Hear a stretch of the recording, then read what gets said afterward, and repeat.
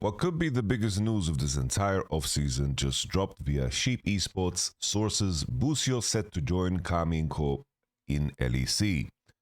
Busio, one of the greatest supports in the West currently. You guys know that I'm a Mickey fan, but if you are looking at somebody to get into your team who's young of age and has really figured out how to have massive impact in the game, a core player for FlyQuest together with Inspired, this is the signing to make.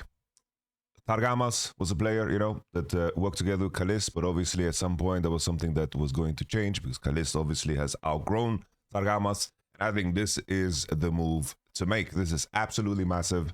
For those who don't watch North America, Busio was easily the best support. I think that Busio is a player that understands the macro game. The only knock on him would be that his lane phase is a weaker aspect of his game. I did see games where like the Sven bot lane or Yeon bot lane would actually like beat them in lane, but I think this is something that they can figure out. I know how Caliste is as a player, and he is one that is really demanding of his supports, and I think that Busio's personality is someone that is going to react super well to that. I think Busio as a player and a personality is going to function super well in Europe, so I think this is a massive signing. For those who, I was reading this tweet about how someone was like, from North America was laughing, ha. EU is just taking NA players. NA is just a farm region for EU. No, we are finally reaching the tipping point where, of course, the best NA players are going to flee. That's what it is. The current generation of players that are like at the top, your Inspireds, your Whippos, your Yeons, your JJs, when they are gone, I don't know who is going to carry the torch in North America.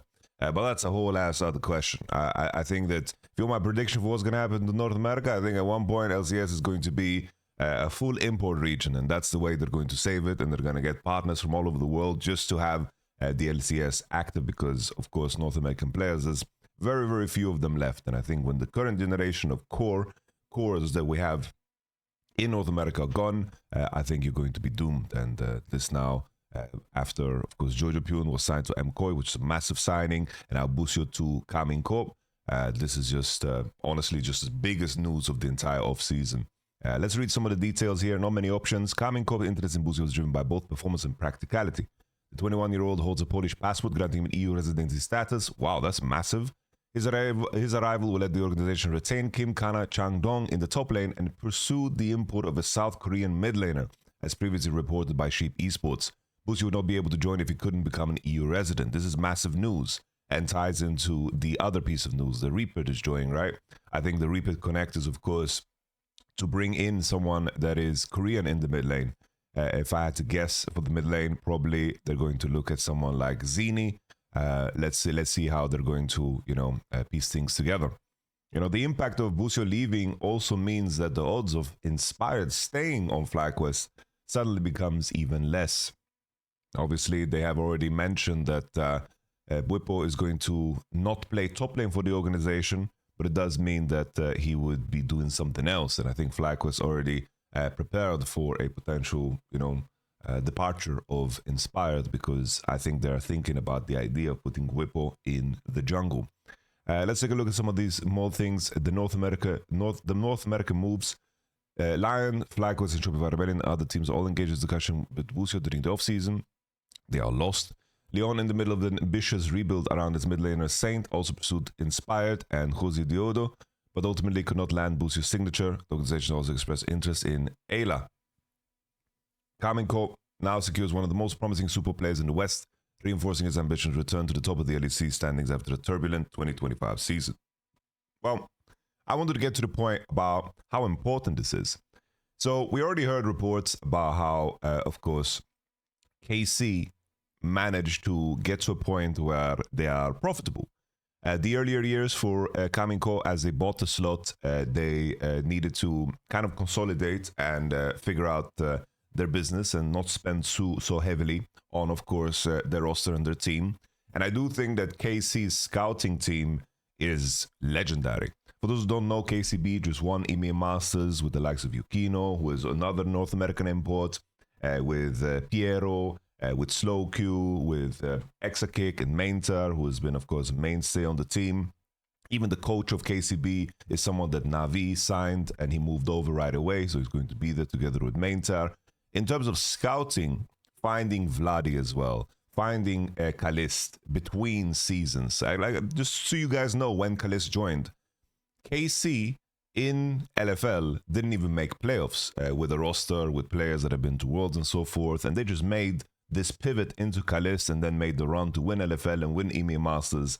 And then that's when Riot announced, haha, you need to be over 18 to play the LEC. And that's why the arrival of Caliste was so damn delayed. But back to the main point. Obviously, Busio, fantastic signing. That's a great, perfect signing. But this here was such a crucial contract. I understand KC fans out there are going to be like, yo, Caliste is loyal to the team and so forth. I think Caliste just wants to win. He wants to win no matter what. And I think early on, it was announced that, of course, Caliste is involved in the off-season. And I think a very crucial part of this year is to make sure that Caliste is happy. Because if Caliste, for some reason, goes into the off-season 2026, everyone's going to fight over him like crazy. Absolutely crazy. But if you give him reasons not to do so, let's say this year already with the Busio and the re-signing of Kana, already you have a roster that is very competitive and is going to be massive, pending, of course, the mid lane choice, which is likely going to be one of the good mechanical Korean mid laners, then you're already kind of set.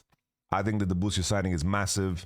Caliste, the whole goal for KC is to keep Caliste no matter what, and the easiest way to do so is just to build a roster around him that is good enough to win. And I think they have really succeeded. I mentioned the Kana re-signing.